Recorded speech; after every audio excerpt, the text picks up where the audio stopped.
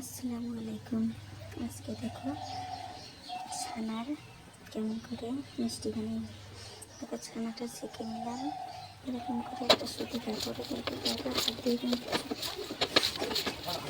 কিন্তু ভালো করে মিক্সড করতে হবে। অনেকক্ষণ ধরে মিক্সড করে করে এরকম করে মিষ্টির একটা করে শিরা বানাই। একটা দেখো ডো তৈরি করে নিয়ে তারপর হাতে শেপ দিয়ে একটা করে গোল গোল বানাচ্ছি।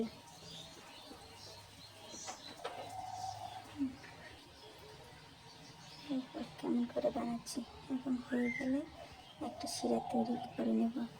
এখানে আদা বাটি শিরা দিয়ে চিনি দিয়েছি, একটা দালচিনি এলাচ দিয়ে তারপর জল কিন্তু আমি 2 বাটি দিয়েছি। আমি কিন্তু ওইটার থেকে এটাতে নামিয়ে নিলাম, ঢাকা দিতে সুবিধা হবে তাই। এরকম করে 5 মিনিট পর পর মিষ্টি ফ্রাইতে দিয়ে এরকম করে একটা ঝাঁকাঝাঁকি করতে হবে, তুলে দেখা যাবে না, এরকম করতে হবে।